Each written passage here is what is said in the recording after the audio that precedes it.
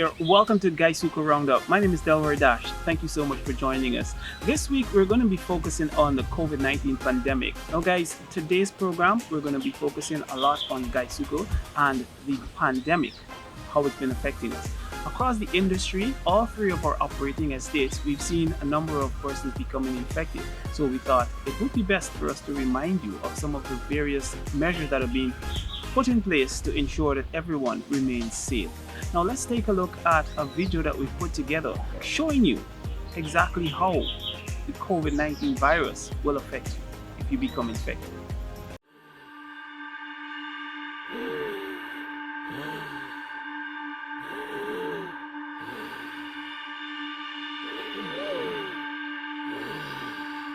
You notice shortness of breath and a stark pain in your chest. You might have lost your taste and smell, and you're breathing like you just walked up 3 flights of stairs. These symptoms signal a trip to the emergency department of your local hospital. How will you be treated? When would you be put on a ventilator?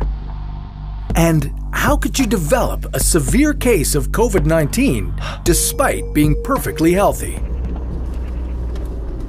Before you rush in, call your doctor or hospital ahead of time and describe your symptoms.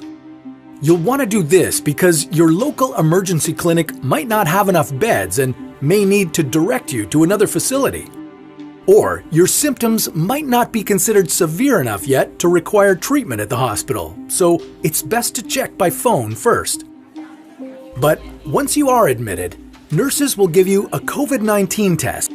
Most patients will also have a set of blood tests taken from their veins. Doctors will then listen to your lungs and check the levels of oxygen in your blood with a clip-on finger monitor. Why are they doing that? Because if you have severe COVID-19 symptoms, the oxygen levels in your blood can drop too low. Since this can result in life-threatening damage to your vital organs, you'll get oxygen to breathe through 2 small tubes that go just inside your nostrils or through a face mask. You'll then get a chest X-ray or a CT scan so that doctors can get a better understanding of which areas of your lungs are inflamed. Your doctors have all the data to determine the progress of your COVID-19 infection. What treatments can improve your condition? Well, some patients may get standard antibiotics. These won't fight the coronavirus directly, but could be beneficial if you develop an additional bacterial infection in your lungs. If things go your way, your immune system will start to produce antibodies to slowly kill the virus. But what happens if your condition worsens?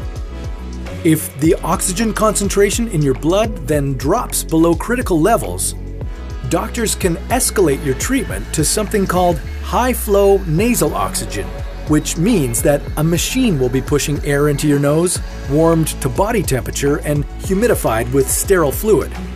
You can get up to 60 liters of oxygen per minute and up to 100% concentration.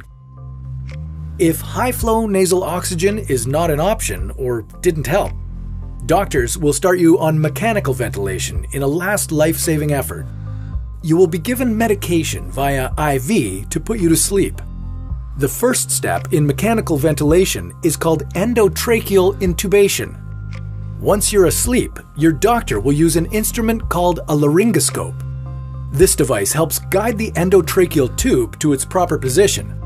Your doctor will tilt your head back slightly and insert the laryngoscope through your mouth and down into your throat, taking special care to avoid contact with your teeth using a special blade on the device. Your doctor will gently raise the epiglottis, which is a flap of tissue protecting your larynx, as they advance the tip of the endotracheal tube into the trachea. Once the tube is in place, your doctor will inflate a small balloon surrounding the tube to make sure it remains snugly in place. They will then remove the laryngoscope and tape the tube to the corner of your mouth to prevent it from being jostled out of position. Your doctor will check to see that the tube is properly positioned in the lower part of the windpipe by inflating your lungs with a special bag and listening for breathing sounds on both sides of your chest. If the end of the tube is too low, both lungs will not receive the same amount of air. In some cases, an X-ray is taken immediately after intubation to confirm the placement of the tube. Once the endotracheal tube is in the proper position, your doctor will attach it to the mechanical ventilator, which will have a specially designed pump that aids respiration by delivering well-oxygenated air into the lungs and permitting carbon dioxide to escape. Levels of oxygen and carbon dioxide will be closely monitored to confirm that the ventilator is working properly. So, with all this in mind, why does this virus cause only mild disease in most people but could turn fatal for you despite being healthy? In such a case, it seems the worst damage may be caused by an abnormal immune response to the infection rather than by the virus itself. In simplified terms, when any cell in your body senses that there is something foreign, in this case a virus, the immediate response of the cell is to kill itself, a protective mechanism to prevent it from spreading to other cells. The way this happens is that cells in your immune system called macrophages release small signaling proteins called cytokines. Certain kinds of these trigger cell death. When many cells are doing this at the same time, a lot of tissue can die. This is what medical professionals call a cytokine storm. In COVID-19, this means that lung tissue breaks down and the walls of the lungs' tiny air sacs leak fluid through, causing pneumonia and starving the blood of oxygen. Most of your cells in the tissue will die as a result of this uncontrolled level of cytokines. It eats away at your lungs to a point where they cannot recover. Your body is now attacking itself. Cytokine storms are becoming a common occurrence in COVID-19 patients with severe symptoms, and they seem to play a role in death in a large number of cases. The GuySuCo Corporation Incorporated invites suitably qualified companies to submit tenders for the supply and delivery of materials required for the fabrication of cane transport punts. The materials required are divided into 6 lots, and bids are to be submitted for the respective lots. A bidder could tender for any or all of the lots. The materials required are, for lot number 1, mild steel plates in 0.25 and 0.50 inch thickness, plates to be supplied in sheets of 4 sizes. Lot number 2, mild steel flat bar in 10.0 millimeters thickness, 4.0 inch diameter mild steel pipe schedule 40, 1.0 inch diameter mild steel round bar. Lot number 3, 0.75 inch or 20 millimeters steel chain. Lot number 4, steel hooks with 1.0 inch eye. Lot number 5, marine coal tar. Lot number 6, mild steel 6013 arc welding electrodes, number 8 size. Full details on dimensions, specifications, and quantities could be obtained from the IFB document. Closing date for submission of bids, Tuesday, 15th of June 2021. A complete set of bidding documents can be downloaded from our website www.GuySuCo.com and eprGuySuCo.com. Alternatively, the bidding documents could be obtained in printed format from GuySuCo for a non-refundable cost of 2,000 Guyana dollars. Payment for same must be made at the cashier, GuySuCo Head Office, LBI Estate, Lebon Intention, East Coast, Demerara, and documents are to be collected from the Secretary, Procurement and Contract Management Department at the same location upon presentation of the receipt. Bids must be deposited into the tender box at the National Procurement and Tender Administration Board, Ministry of Finance, Main and Urquhart Streets, Georgetown, Guyana, on or before Tuesday, the 15th of June, 2021 at 9 hours, at which time they will be opened in the presence of the bidders or bidders' representatives who wish to attend while observing COVID-19 guidelines. Late bids will be rejected. For more information, please contact the Material Manager, Procurement and Contract Management Department, GuySuCo Corporation Incorporated, LBI Estate, Lebon Intention, East Coast, Demerara, Guyana, on telephone number 220-2891 or 2894, or email mmd@GuySuCo.com. All domestic and international bids are accepted by the GuySuCo Corporation Incorporated. GuySuCo reserves the right to reject any or all bids at any time during the procurement process. One of the preventative measures being put in place within this pandemic is the wearing of masks. So today we want to show you guys exactly how it is you should wear your mask to prevent infection. To wear surgical masks to reduce the spread of COVID-19. This gives two levels of protection. First, it blocks droplets that could carry germs from leaving the mask when someone breathes out. Second, if any droplets do leave the person's mask, they are blocked from entering the nose or mouth of other people by the masks they are wearing. The key to all of this working is to wear masks properly. Let's review how to do this. Make sure your mask is tight against your cheeks, tucked under the bottom of your chin, and pinched tightly where it meets your nose. The goal is to make sure there is full contact between the top, bottom, and sides of the mask with your face. No gaps. Gaps can allow droplets that carry germs to leave and enter your nose and mouth. It may feel hot and stuffy, but that means you're doing it right. Also, the mask must remain in place. This includes not moving the mask to talk, eat, or itch your nose or face. Just like a scuba diver wouldn't remove their mask because water would rush in, we shouldn't remove our surgical masks because germs can come in. The exception is for patients who take an oral medication and only remove their mask for a few seconds. Otherwise, we should keep our masks on in the waiting room, treatment floor, bathroom, and even offices and conference rooms. Don't wear it on your forehead or neck. Keep it in place always. Thank you for doing your part to keep us all protected. Hand washing is another very important measure that you can take to prevent the spread of the virus. Today we'd like to show you a video that will give you directions and the correct way to wash your hands.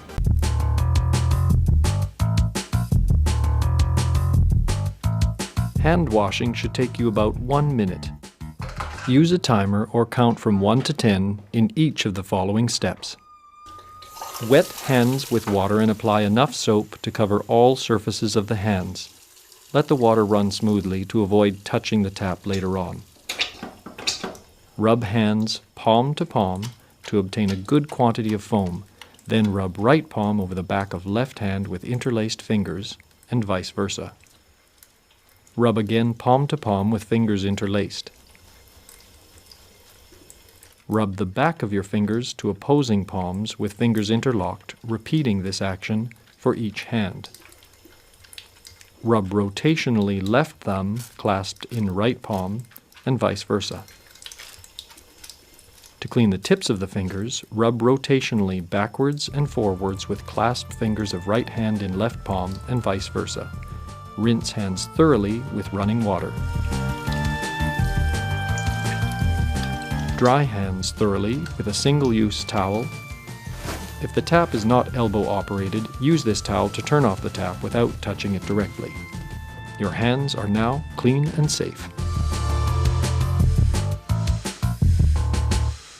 For those of you who are unaware of some of the measures that have been put in place in the various states to prevent the spread of the coronavirus, we spoke with Mr. Parks, who is the Health and Safety Officer at Albion Estate, and he explains some of the measures that are in place. And we all know with the advent of this coronavirus, the situation has pushed not only the workplace, but even personal lives at risk.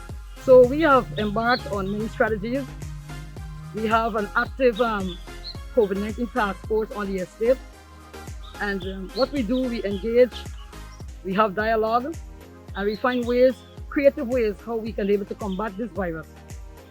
Now, some of the strategies that we have embarked on are, we have every worker is provided with the necessary PPE in terms of the face mask. Everyone has to wear their face mask when they're on the premises. We have continuous sensitization programs ongoing, where workers are being informed on a daily basis as to what is the position on the estate as it relates to COVID-19. Now, this is not something we can take lightly. We have wash basins set up at almost all strategic points where workers and customers alike can come out and wash their hands before they enter the premises. We have temperature testing going on. We have sanitization program going on, where persons have to sanitize before they enter the premises. I'd like to take this opportunity to inform you that there's no stigma attached to persons being infected with the coronavirus. In fact, there are lots of persons who were infected and have recovered. Today, we'd like to share with you a testimony from Mr. Nia Suban, who is a COVID survivor.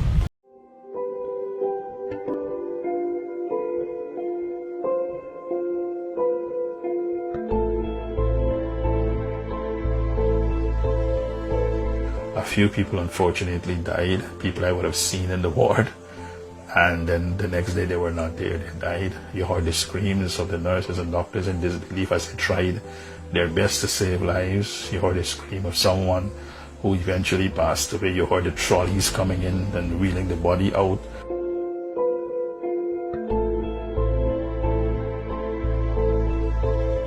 There were moments when you felt that you wouldn't make it out. Here I am now in a facility that I would not be able to see my family. I'll be isolated from everything else, and the uncertainty started to grow. Unfortunately, while I was there, someone died. Someone right next to me, in the room next to me, died. And I got so scared, really, really scared, because this was someone I would hear almost every minute coughing loudly. This virus knows no boundaries in terms of who you are. And to repeat myself, based on the color of your skin or what status you have in society.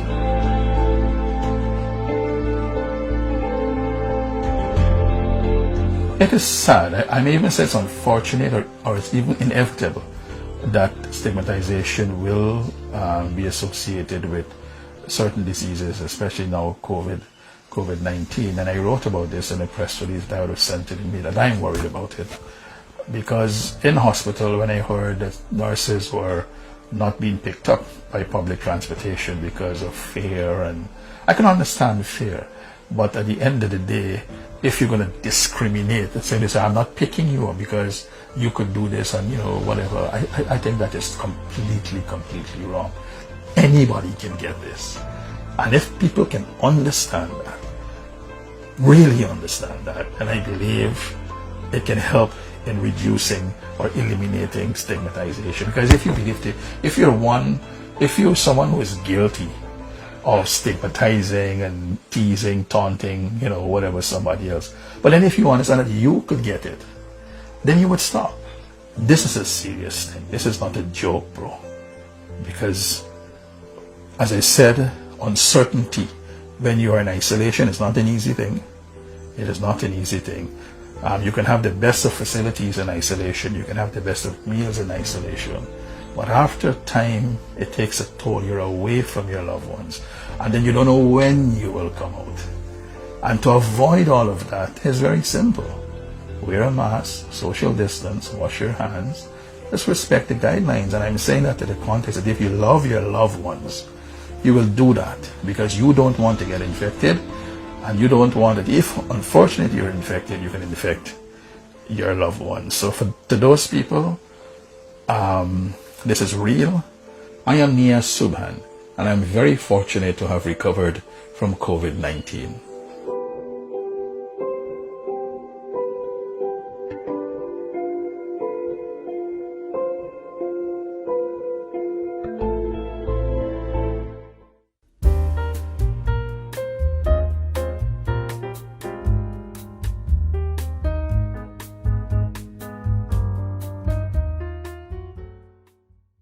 So we're living in the COVID-19 pandemic. It's a very serious thing, and we hope that by now, given the statistics and how many persons were infected, the number of deaths happening even here in Guyana, that everyone will take it very seriously.